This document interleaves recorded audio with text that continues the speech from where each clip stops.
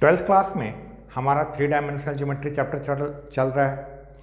3 dimensional geometry में जिस topic को हम पढ़ रहे हैं ये है direction cosine and direction ratio, दिक् को जाएं और दिक् अनुपात। यही डायरेक्शन कोसाइन और डायरेक्शन रेशियो पर बेस्ड एक बहुत ही इंपॉर्टेंट क्वेश्चन ये है, find the angle between the diagonals of A cube. Find the angle between the diagonals of A cube. किसी घन के विकर्णों के मध्य बनने वाले कोण को ज्ञात कीजिए। किसी घन के विकर्णों के बीच बनने वाले कोण को ज्ञात करना है। इसके लिए हमारे पास एक क्यूब होना चाहिए। इस फिगर से तो आप लोग अच्छी तरह से परिचित होंगे। ये हमारा एक क्यूब है। अब क्यूब अगर है तो क्यूब में सभी साइड्स आपस में इक्वल होते हैं, इस बात का ध्यान रखिएगा। घन की सभी भुजाएं आपस में बराबर होती हैं, हमें यह बात का ध्यान रखना है। तो चलिए इस क्वेश्चन को शुरू करते हैं। सबसे पहले let a be the length of each edge of a cube and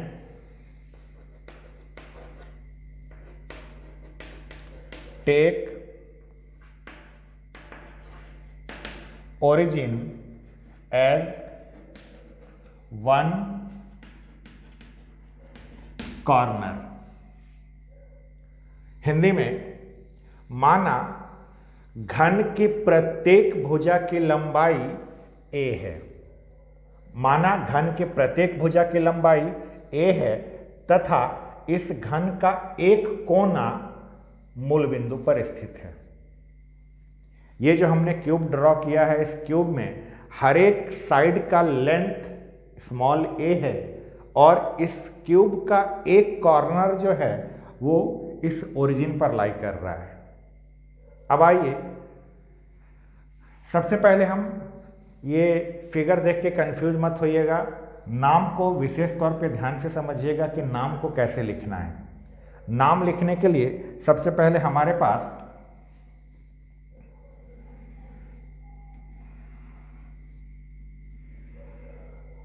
ये हमारा x एक्सिस है, ये हमारा y एक्सिस है, ये हमारा z एक्सिस है। आप एक्सिस को कहीं भी ले सकते हैं, इसे x, इसे y, इसे z बना दीजिए, कोई फर्क नहीं पड़ता।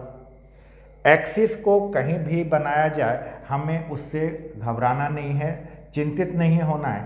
बस एक बार अगर मेथड आपको समझ में आ जाए तो आप सब चीज़ बड़े आराम से कर सकते हैं। आप x, y, z ले लीजिए।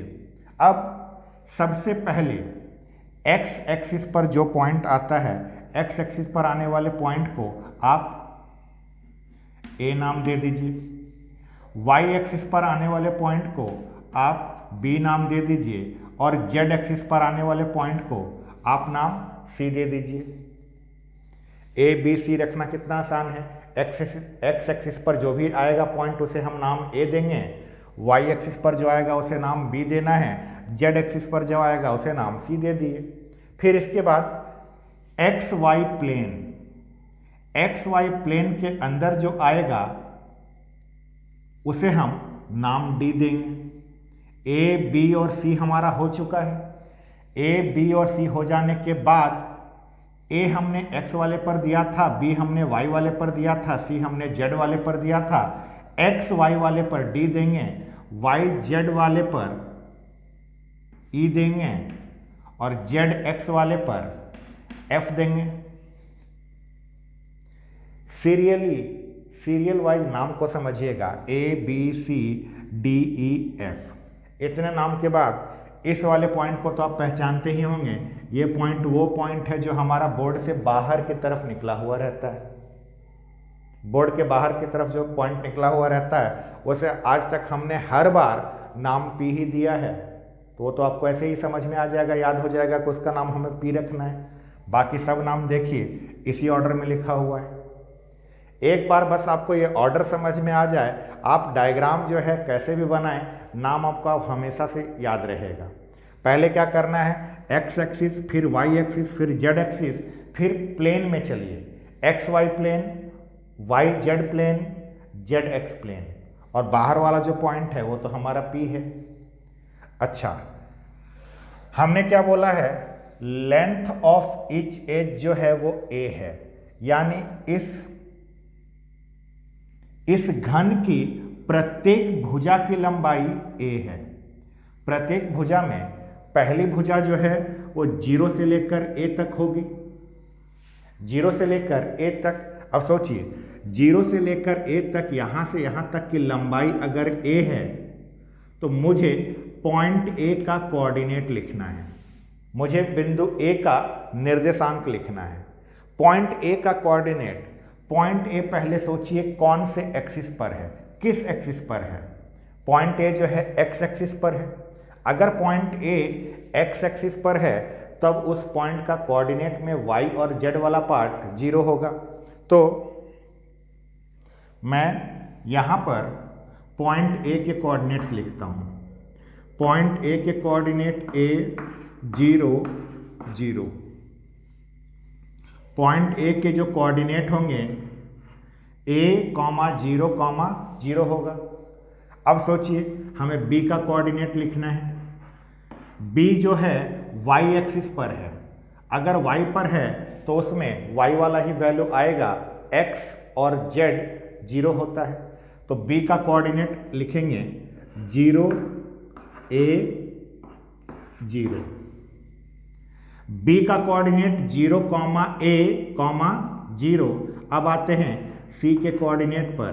c जो है हमारा z एक्सिस पर है, z एक्सिस पर है तो इसमें x और y का वैल्यू 0 होगा, तो इसका कोऑर्डिनेट 0 0 a। और पॉइंट p के कोऑर्डिनेट के बारे में सोचिए, नहीं a b c हो गया ना, अभी d पर आते हैं। a b c अभी तक हमारा हो चुका है, अब आते हैं जरा d पर। अब जरा d के बारे में सोचिए। देखिए, d जो है हमारा एक्स वाई प्लेन में है। d अगर हमारा एक्स वाई प्लेन में है तो इसमें z वाला पार्ट 0 होगा। हमारा एक्स वाई प्लेन में है तो जो भी वैल्यू होगा वो x का होगा और y का होगा, z वाला पार्ट हमारा 0 होगा। तो यहां पर इसका कोऑर्डिनेट होगा a, a, 0। a इसलिए क्योंकि क्यूब के हर एक साइड का लेंथ अपने आप में इक्वल होता है और उसे हमने a लेट किया हुआ है। d के बाद हम आते हैं e के कोऑर्डिनेट पर। e का कोऑर्डिनेट लिखने के लिए e जो है हमारा yz प्लेन में है। e अगर हमारा yz प्लेन में है तो इसमें x की वैल्यू 0 होगी। तो यहाँ पर e के जो हम कोऑर्डिनेट लिखेंगे इसमें हमारा x का पार्ट 0 होगा, बाकी हमारा a और a होगा।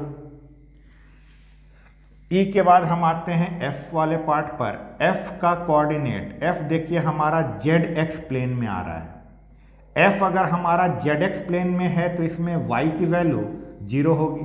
तो f का जब हम कोऑर्डिनेट लिखेंगे तो f के कोऑर्डिनेट में हमको y वाला हिस्सा 0 लेना है, तो ये आएगा a 0 a। ये हमने किसका कोऑर्डिनेट लिख लिया, f का। a हो गया, b हो गया, c हो गया, d हो गया, e हो गया, f हो गया, बचा क्या, p बचा। तो p का जब हम कोऑर्डिनेट लिखेंगे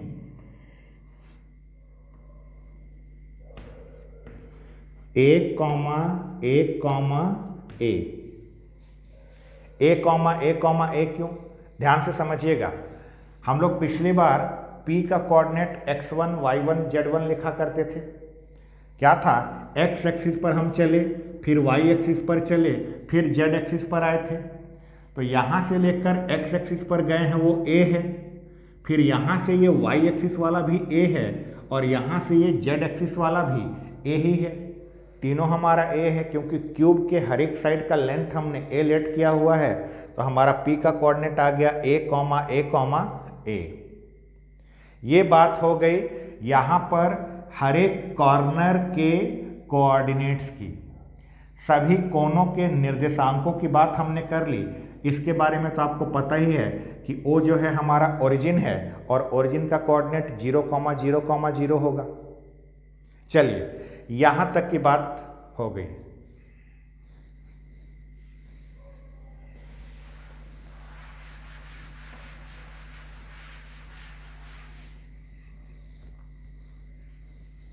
सबसे पहले हम अगर क्वेश्चन को पढ़ें तो हमें एंगल फाइंड आउट करने बोला है, किसके बीच में? डायगोनल्स के बीच में, घन के विकर्णों के बीच में हमें एंगल फाइंड आउट करना है। अब कोऑर्डिनेट समझ जाने के बाद हम आते हैं अब इसके डायगोनल्स पर। डायगोनल कहाँ है, विकर्ण कहाँ है? तो डायगोनल समझना भी बहुत इजी है। 4 डायगोनल होंगे, 4 डायगोनल होंगे। आप जिस कमरे में हैं इस समय, उस कमरे को एक क्यूब के जैसा समझिए कि वो एक अपने आप में क्यूब है। उसके कॉर्नर को देखिएगा। कॉर्नर में जब आप डायगोनल्स खींचेंगे तो टोटल 4 डायगोनल आप खींचेंगे। उन 4 डायगोनल्स में सबसे पहला जो डायगोनल होगा वो एक्स एक्सिस पर आपका पॉइंट क्या है? एक्स एक्सिस पर जो आपका पॉइंट है वो है ए। अब ए से लेकर ई तक जब आप आएंगे तो ये आपका पहला डायगोनल बनेगा, यानी हमारा पहला डायगोनल जो है ए ई बना। पहला डायगोनल हमारा ए ई। एक्स के बाद हम वाई पर आते हैं। वाई वाले पर कौन सा पॉइंट है? वाई वाले पर पॉइंट बी है, तो बी से लेकर एफ तक, बी से लेकर एफ तक इसका दूसरा डायगोनल होगा। बात करें तीसरे डायगोनल की तो जेड वाले पर कौन सा पॉइंट है? सी है, तो सी से लेकर डी तक, सी से लेकर डी तक ये तीसरा डायगोनल। और चौथा डायगोनल कॉर्नर में समझिएगा, पहले हमने एक्स एक्सिस से स्टार्ट किया, फिर वाई एक्सिस पर गए, फिर जेड एक्सिस पर गए। एक कॉर्नर तो ये भी है, तो ओ से लेकर पी तक ये इसका चौथा डायगोनल। सीरियली नाम बदला जा सकता है, ऑर्डर बदल सकते हैं आप, ऑर्डर बदल सकते हैं मतलब कोई बोल सकता है भाई ओपी जो है इसका पहला डायगोनल है, हमने लिखते समय ए को पहले नंबर पे दिया है, ओपी को लास्ट में दिया है। कोई दूसरा आदमी लिखते समय हो सकता है ओपी को पहले नंबर पे रख दे, ए को तीसरे नंबर पे रख दे, बी एफ को चौथे नंबर पे रख दे। ऑर्डर आप इसका चेंज कर सकते हैं, लेकिन डायगोनल को आप चेंज नहीं कर सकते। डायगोनल को लिखते समय आप ध्यान हमेशा इस बात का रखिएगा, एक्स एक्सिस वाले से स्टार्ट करना है या वाई एक्सिस वाले पॉइंट से स्टार्ट करना है या जेड एक्सिस वाले पॉइंट से स्टार्ट करना है या ओरिजिन से ही स्टार्ट करना है। स्टार्टिंग मेन है, स्टार्टिंग मेन है। मेन हमेशा किसी न किसी एक्सिस पर होगा।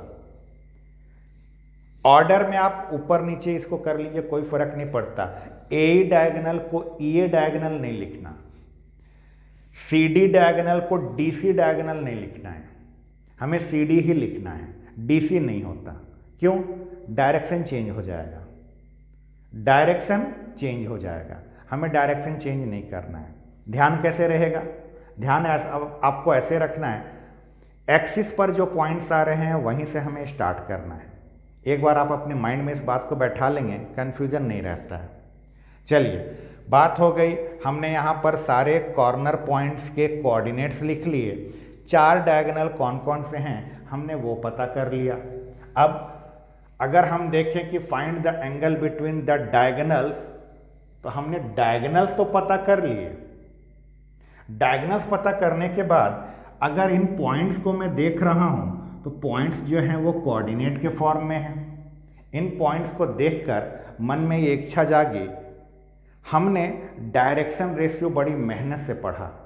डायरेक्शन रेशियो में हमने एक लाइन के डायरेक्शन रेशियो को फाइंड करना सीखा। अगर वो लाइन 2 पॉइंट से पास करे, एक लाइन अगर 2 पॉइंट से पास करे तो उसका डायरेक्शन रेशियो हमें निकालना आता है।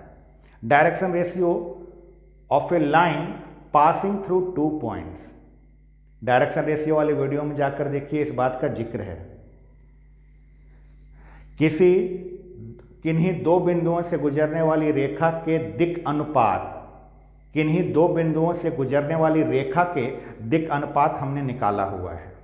तो हम सबसे पहले क्या करते हैं, ये सारा काम हो गया। ये सारा काम होने के बाद डायगोनल्स कौन कौन से हैं उसको लिख लेते हैं। हमारा A, B, F, C, D और O P. A, B, F, C, D and O P are diagonals of the cube, diagonals of the cube। A, B, F, C, D तथा OP घन के विकर्ण हैं। यहां तक तो बात हो गई हमारा डायगोनल्स की। अब हम क्या करते हैं, हम यहां पर इन डायगोनल्स के डायरेक्शन रेशियो को फाइंड आउट करते हैं। इन डायगोनल्स के डायरेक्शन रेशियो को फाइंड आउट करते हैं। तो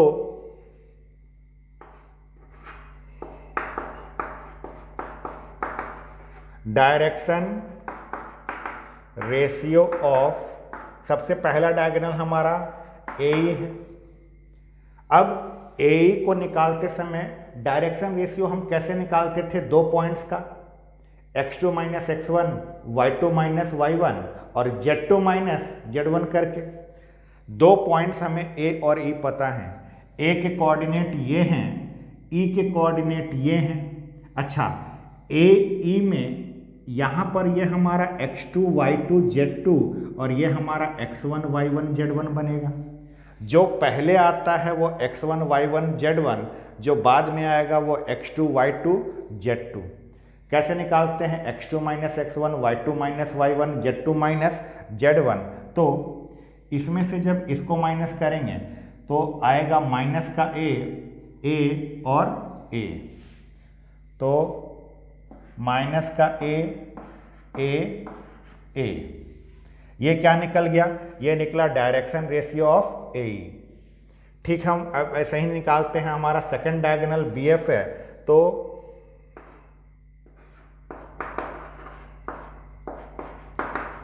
direction ratio of B F. Direction ratio of B F में ये हमारा x1 y1 z1 बनेगा और ये हमारा x2 y2 z2 बनेगा। बी एफ मतलब f वाले में से b वाले को माइनस करना है, तो a में से 0 माइनस होगा ये माइनस a और ये a माइनस a।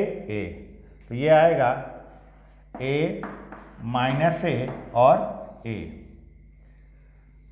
का हमने निकाल लिया, bf का निकाल लिया। अब निकालते हैं cd का।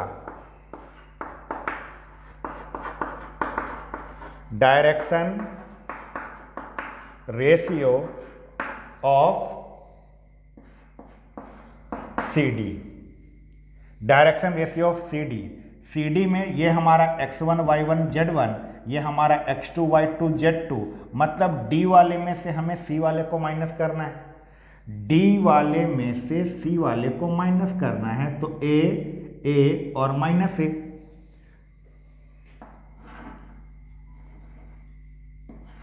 a minus a। लास्ट हमारा बच गया OP।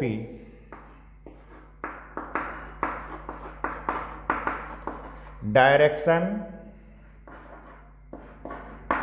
Ratio of OP, direction ratio of OP में से P वाले में से O को माइनस करेंगे। P हमारा A है और O हमारा 0 0 0 है, माइनस भी करेंगे तो हमारे पास आएगा A।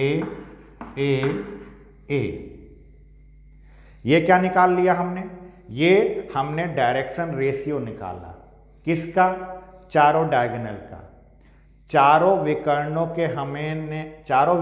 के हमने दिक् अनुपात निकाल लिए। ठीक, अच्छा, डायरेक्शन रेशियो जो निकला है, क्या हम इससे इसका डायरेक्शन कोसाइन निकाल सकते हैं? डायरेक्शन रेशियो से क्या हम डायरेक्शन कोसाइन निकाल सकते हैं? बिल्कुल निकल सकता है।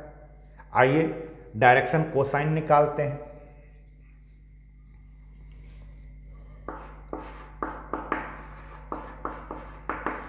डायरेक्शन कोसाइन ऑफ, सबसे पहले हम ए को ही लेते हैं।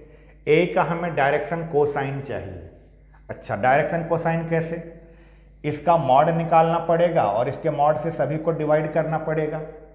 ठीक, चलिए मॉड के बारे में सोचिए। तो इसका मॉड जो होगा अंडर रूट माइनस ए का होल स्क्वायर प्लस ए का होल स्क्वायर प्लस ए का होल स्क्वायर आएगा, क्योंकि माइनस ए है तो ये होगा माइनस जो है स्क्वायर के कारण प्लस बन जाएगा। इसको अगर देखिएगा तो ये और कुछ नहीं, रूट अंडर 3a स्क्वायर आएगा, बाहर निकल कर ये रूट अंडर 3 और a बचेगा, यानी ये इसका मॉड है। बात उसी के मॉड की नहीं है, अगर आप इसका भी मॉड निकालेंगे यही आएगा, इसका भी मॉड निकालेंगे यही आएगा, और इसका भी अगर आपने मॉड निकाला तो वो यही आएगा, यानी इस सभी में सबका मॉड यही है। डायरेक्शन रेशियो से डायरेक्शन कोसाइन कैसे निकालते थे? हम उसके मॉड से उसमें डिवाइड कर देते थे। तो इन सभी में हम इससे डिवाइड करेंगे।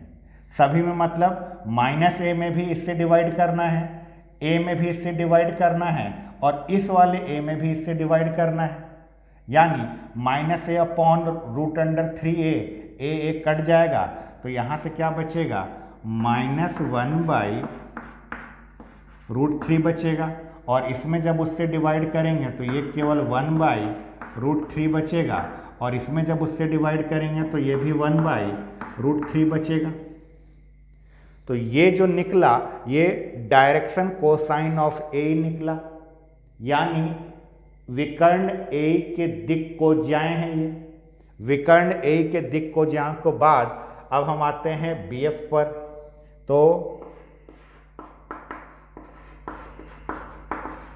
डायरेक्शन कोसाइन ऑफ बीएफ, फटाक से देखिए, जल्दी से देखिए, आंसर देखिए। इसका आंसर क्या आएगा? इसका आंसर और कुछ नहीं, 1/√3 -1/√3 और 1/√3 आएगा। कितना जल्दी सोच पा रहे हैं? सोचिए, आएगा, बिल्कुल आएगा। बीएफ के बाद अब सीडी पर आते हैं। Direction cosine of CD. CD में सब में अगर हमने इससे डिवाइड किया तो ये क्या बनेगा? ये बनेगा 1/√3। यहाँ पर सीडी की बात थी तो ये भी 1/√3, और ये बनेगा -1/√3। इसके बाद डायरेक्शन कोसाइन ऑफ ओपी पर आते हैं। डायरेक्शन कोसाइन ऑफ ओपी, इसमें जब इससे डिवाइड करेंगे ये आएगा 1/√3, 1/√3 और 1/√3। क्या क्या निकाल लिया हमने? हमने डायरेक्शन रेशियो निकाला, साथ में डायरेक्शन कोसाइन निकाला।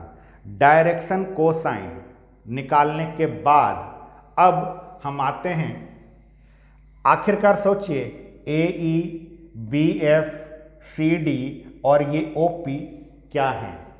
ये चारों के चारों और कुछ नहीं, ये जो हमारा क्यूब है, इस क्यूब के ये चारों के चारों जो हैं वो डायगोनल्स हैं, विकर्ण हैं। हमारा क्वेश्चन जो था find the angle between the diagonals, यानी हमें इन्हीं डायगोनल्स के बीच में एंगल निकालना है, इन्हीं के बीच का एंगल निकालना है। अब ध्यान से समझिएगा, ए जो है क्या अपने आप में एक लाइन है? ए से लेकर ई तक जब मैं डायगोनल खींचूंगा तो वो तो अपने आप में एक लाइन बनेगा। बी एफ जो है बी से लेकर इस एफ तक जब मैं एक लाइन खींचूंगा तो वो तो अपने आप में एक लाइन बनेगा। यानी यहां पर ए हो गया, बी एफ हो गया, सी डी हो गया या ओ पी हो गया, ये चारों के चारों अपने आप में एक एक लाइन है। ये सब जो हैं ये उस लाइन के डायरेक्शन कोसाइंस हैं। डायरेक्शन कोसाइन दिख को जाए हैं। अब अगर मुझे दो लाइन के बीच का एंगल निकालना है और उन दोनों लाइंस का मुझे डायरेक्शन कोसाइन पता है तो क्या मैं उसके बीच का एंगल सोच पा रहा हूं? फॉर्मूला क्या होता है? फॉर्मूला होता है cos theta is equal to L1 into L2 plus M1 into M2 plus N1 into N2। दो लाइंस के बीच का एंगल उसके डायरेक्शन कोसियो के फॉर्म में, डायरेक्शन कोसाइन के फॉर्म में, डायरेक्शन कोसाइन के फॉर्म में इसका यही होता है। चलिए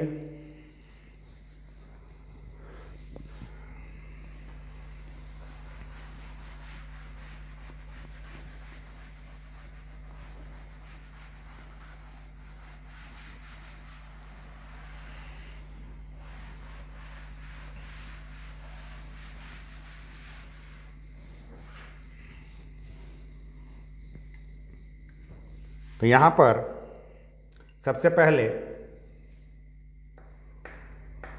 let theta be the angle between the diagonals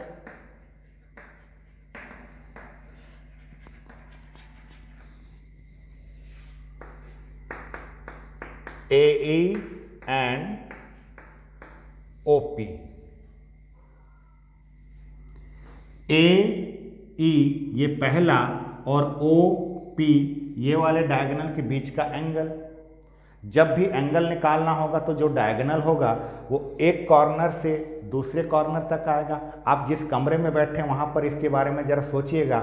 ऊपर के कॉर्नर से नीचे का कॉर्नर और उधर साइड के ऊपर के कॉर्नर से इधर साइड का कॉर्नर, इसी दो डायगोनल के बीच का एंगल होगा। तो हमारा ये ए और ओ पी आया। तो इसको कैसे लिखेंगे? अगर हमने थीटा माना है उसके बीच का एंगल, माना विकर्णों ए तथा ओ पी के मध्य बनने वाला कोण थीटा है, तब cos theta is equal to, formula क्या होता है? फॉर्मूला होता है L1 into L2 plus M1 into M2 plus N1 into N2, जहां पर L1, M1 और N1 जो है A का डायरेक्शन कोसाइन होगा और L2, M2 और N2 जो है OP का डायरेक्शन कोसाइन होगा। फॉर्मूले में बस वैल्यू पुट करना है।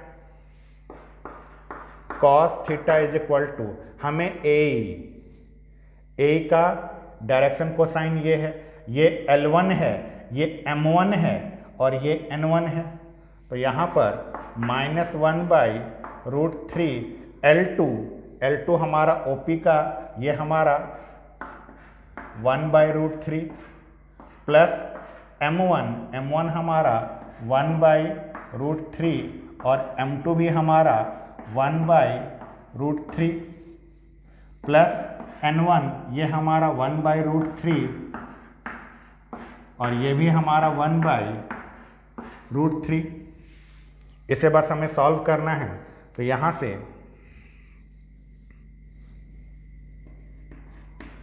cos theta is equal to ये हो जाएगा -1/3, ये हो जाएगा +1/3 और ये हो जाएगा प्लस का 1/3, ये और ये उड़ जाएगा। यहां से theta is equal to cos inverse 1/3। cos inverse 1/3 ये एंगल है डायगोनल AE और OP के बीच में।